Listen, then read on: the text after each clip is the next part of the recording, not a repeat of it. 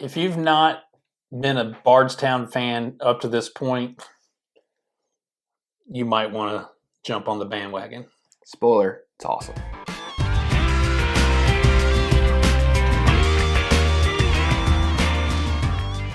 Welcome back to another edition of Bourbon Kingdom. I'm David. And I'm Zach. And today we are going to review Bardstown Discovery Series 11.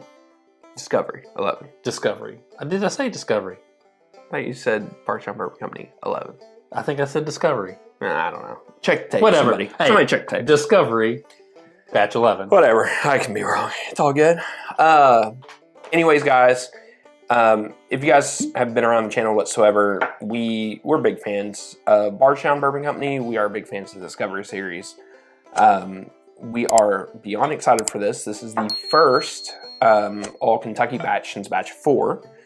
And that batch 4 was, I forget who it was. Who did somebody brought a batch 4 when we were up there? Yeah. Because that's the only time you ever had it up in Ports in the Park, right? Yep, it is. Because you have one that you won't I only open have back one here. more left. I can't, like, I have one and I have a 1-4 and a 1. I'm sorry. I have a 3 and 4 totally sealed, bottled back there. I haven't opened it yet. I don't know when I'm going to open it. But Yeah. Maybe if they ever hire me. Yeah. Maybe we'll crack it if they ever hire me. Maybe. Hey, listen, there's always that opportunity. So, anyways, going back to them though, really quick. The mash bill here, just it's going to take me a hot minute, probably. 5 minutes later. That's their origin mash bill, isn't it? Yes, Yeah. and I believe this is toasted. Yes. Is it French oak? I think he said French oak. We should have been prepared. Yeah. I think it was French oak. So by the time this video would drop, the new Bardstown Bourbon Experience will be open in Louisville, Kentucky, which we totally recommend going. Yes. We got to check it out, and it was awesome. Yeah, it was a lot of fun. Seriously, it's awesome. And I think it's, honestly, to give Bardstown a lot of credit, I think it's super smart. Yeah.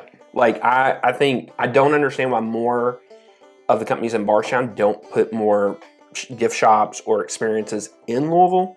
Yeah. Because you just have that 24/7 year-round business just coming in and everything else. Yeah. Anyways, And super smart move on Bardstown's part. Yeah.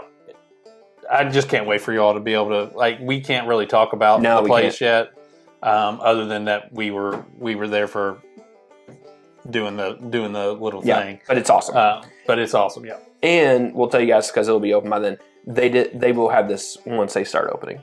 So save you a trip from Bardstown, just stay in Louisville. They will have that and some other awesome stuff. Yeah. So anyways, now looking at these mash bills, it's kind of not hard to figure out if you just do a little Googling on some of it. You know, I mean, you can Google a lot. if you Google, it's pretty obvious that one of them probably. If you like Thanksgiving turkey, you probably... Yeah. I mean, this pairs well with it. Yeah, and 1,000%. I mean, if you Google it, the base of this would be wild turkey. And then if you Google the other one, the other second one in there, you're probably guessing it's Jim Beam. So the fact that you're getting these at ultra age, like you're getting a 13-year-old, potentially, possibly, maybe, wild turkey product that everybody's flipped out about all year long. Kind of awesome. All right, to the bourbon. Yeah. Oh, by the way, this is like between like 100. I think the MSRP, I think I read somewhere it said 150, but I feel like I spent like 130, 140 on this. Yeah. So probably depends on where you get it. Yeah. And the proof, I don't know if I said this either, but it's 118.1. Kind of a great. It is a great proof. Great proof.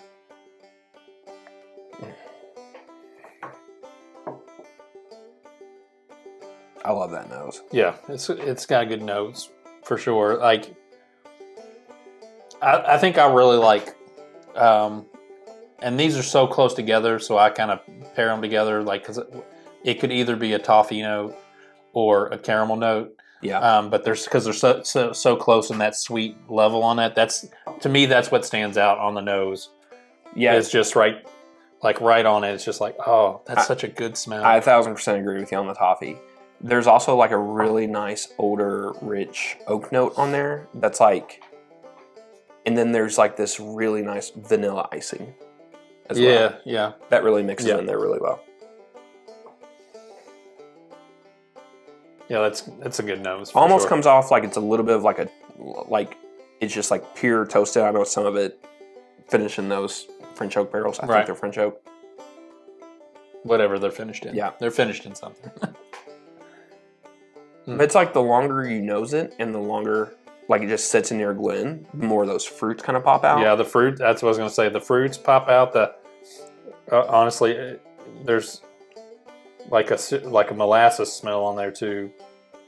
Right at the end, like after everything, it's like there's a really nice hint of like raspberry, strawberry, blueberry, like just a really nice blueberry kind of note to that. Yeah, it's awesome, dude. Has a smidge of proof in there, but it's not like detracting away from anything. And almost kind of comes off like a craft soda. I don't want to say like a Jones soda because I do not like Jones soda. But it is kind of like a craft kind of soda thing. Oh, gosh, that tastes so good. I mean, that just... It's oaky in all the right ways.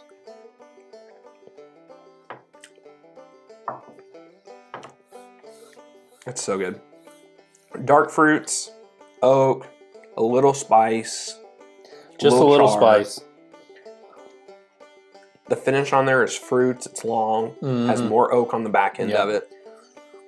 This reminds me a little bit of, on the finish of the Heaven Hill 15. Not in the same taste, but that the oakiness kind of stays with you on that backside. Yeah.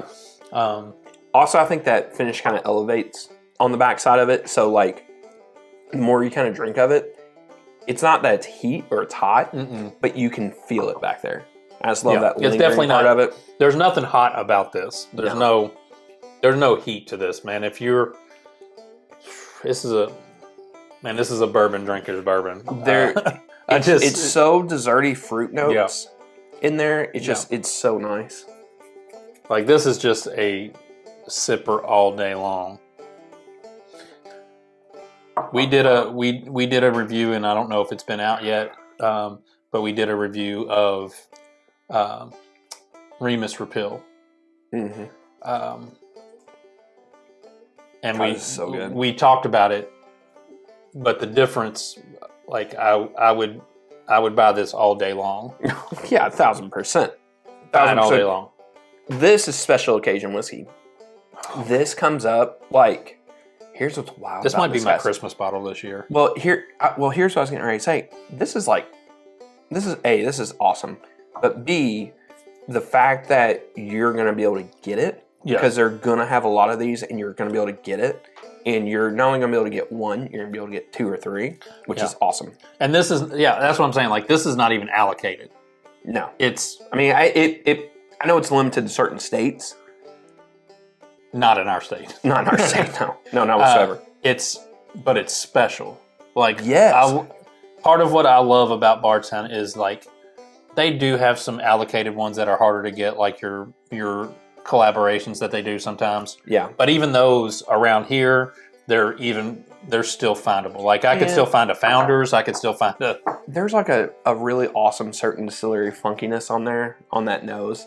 And I don't want to, like, say it's definitely them. But, like, it just comes off. And if it's not them, then it's just, I've totally mindset myself. Like, just whatever. Yeah. This is awesome. The fruits are still going with it. Yeah. I agree with you a little bit on the molasses, kind of like a maple syrup kind of note there. Yeah, to me, it's more maple. To me, the more I drink it, the more I sniff it again. It's more syrupy as opposed to molasses-y. But it's just like, if that's a word. The juicy dark fruits just pop on there. With that rye spice that just lingers, like I just really dig. I think it's awesome. I love the perfect oakiness on the backside of it, because you can get that it can be too much, and it's like that fruit mixed with that oak finish is just like so welcoming. Like I said, this is going to be my Christmas Eve bottle for my brothers and my dad to try. Because this is not anything that they've ever had. Yeah. Like, because they look at Bardstown and they're not going to be like, oh my gosh, it's Bardstown. Yeah. They're like, oh, it's Bardstown. It's $150. Why would I spend that on that? But this, it's just special. Like, it's awesome. It is special. Yeah, it's dang good. They've crushed it with us. Bardstown, just FYI, just hear me out. Can we just do a lot more of Kentucky only stuff? Because everything y'all have done Kentucky only has been awesome. Hitters. So not saying the other ones haven't been, but these crush it. So very happy, very awesome. I mean, this is I don't want to say like whiskey of the year contender, but I think this is going to do very, very well at the end of the year. Oh, I 100% agree that it's gonna do really well. I think it's going to do really, really well at the end of the year stuff.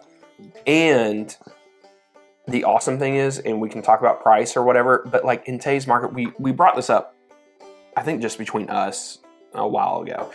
But, you know, you could say, well, like, you know, around $150, that's expensive. In today's modern bourbon market, no, it's not. It's not. It's really not. No. Considering that you're getting 13-year-old, 10-year, and 6-year stuff that's blended into it, and the majority of it being the 13-year, I mean, almost 3/4 of it is. Yep. I mean, that sounds crazy to say that if we were 2 years ago, but now, I mean, there's $100 stuff that's 3 to 5 years old, all from Barton everywhere. So, yes, this I would take over, gosh, a lot of things right now. A lot of things. Hit the likes, subscribe, turn on the notifications, and until next time, we'll see you. We'll see you.